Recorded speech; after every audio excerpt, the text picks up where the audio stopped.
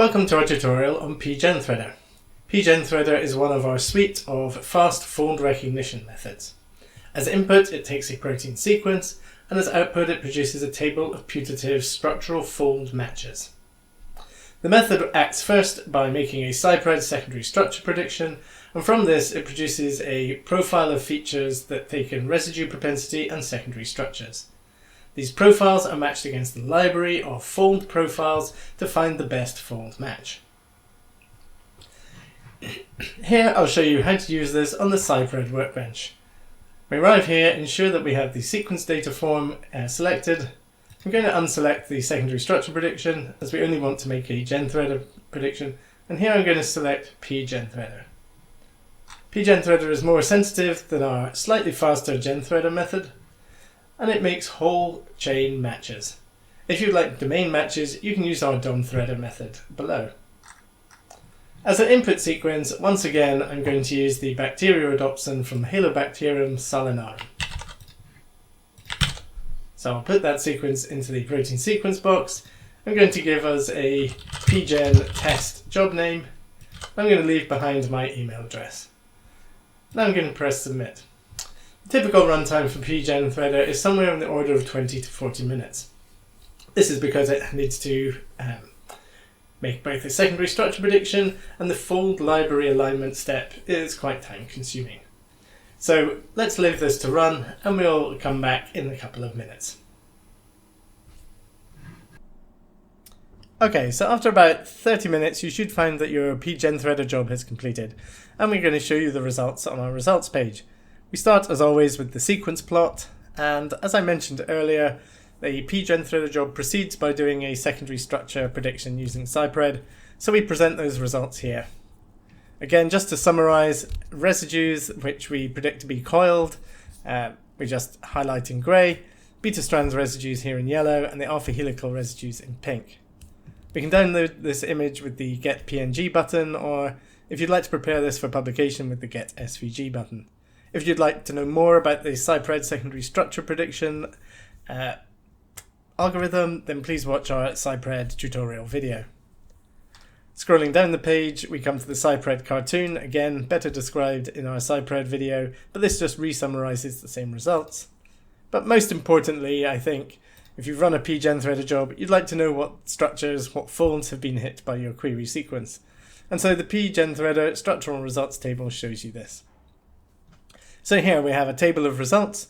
By default, we only show you the results we classify as certain, high, or medium confidence.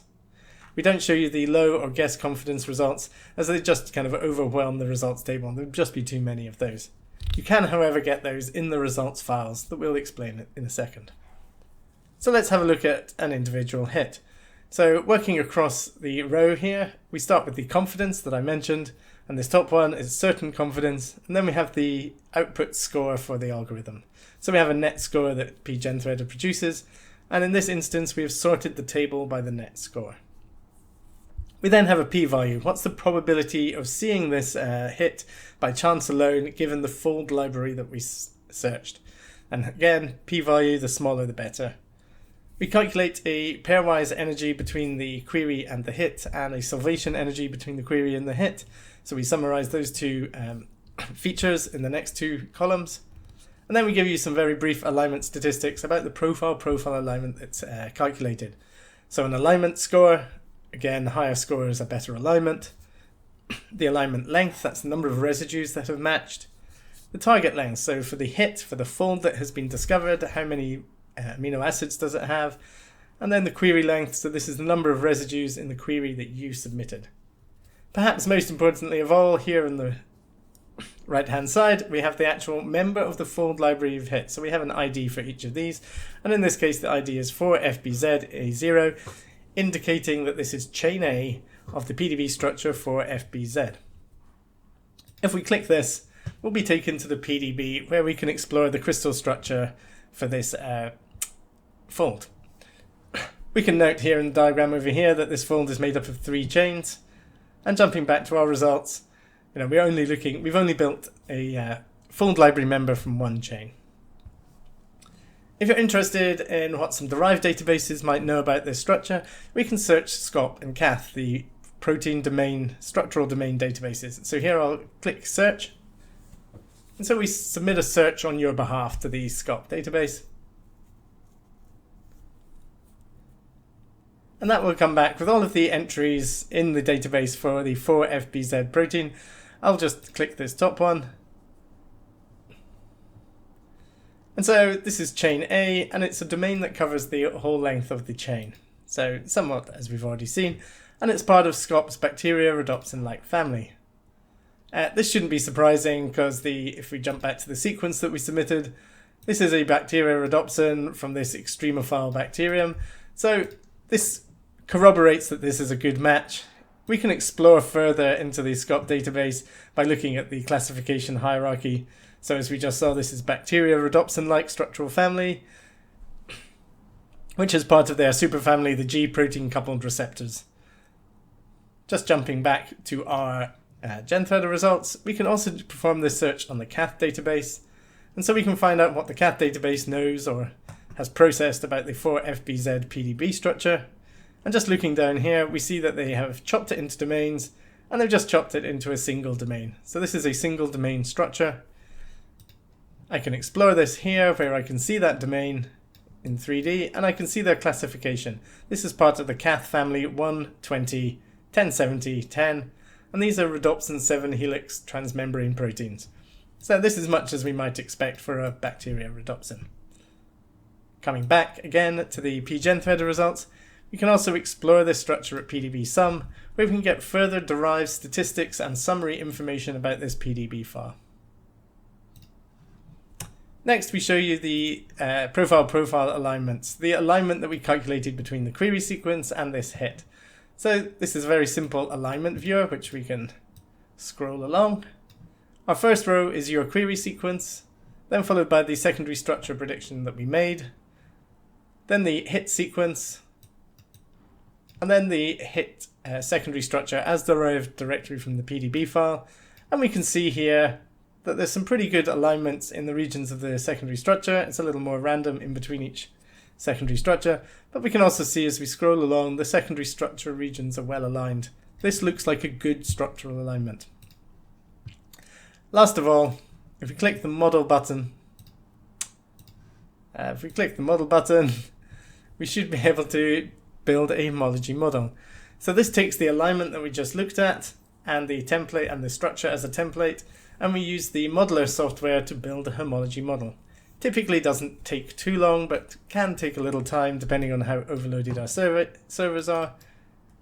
And so here we have a nice 7-member helix. We can click the download model button to get the model. So if you're interested in working with the results data, we can close the table and we can go to the download section. As always, you can click the get zip file to get all of the results files in one handy zip file. I'll just click that. I'll just mark keep as I'm using Chrome, so you have to tell it to keep things. We have the job configuration. That's a CSV file about all of the different steps and the different software that was run to create this prediction. The PSIPRED's downloads, these are described in our PSIPRED tutorial video. And then the pGenTHREADER downloads. So this is the p-results file. Once we've downloaded our files, we can use any kind of plain text editor, such as I say VS Code. So let me just open VS Code. And then we can open file. And so I think I just downloaded the CSV file. And so as I mentioned, the CSV file tells you the steps. So we ran an initial sequence search against uniclass 30 to find a number of sequence relatives. These sequence relatives are then used in steps 2 and 3 to run the PSIPRED software. Then we run another handful of iterations of sequence search to find even more distant sequence relatives. And then these are passed through to the fold library search tools that produce the final pGenTHREADER results. We kind of re-summarize the PSIPRED components of the job down here.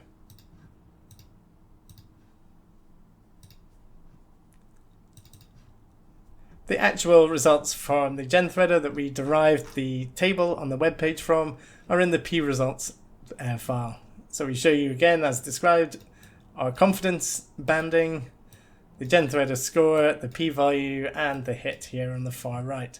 As we scroll down, we have the cert and medium hits, then we have the low confidence hits, and eventually the guess confidence hits. As you can see, there are many, many, many rows here. So that concludes our tutorial on pGenTHREADER.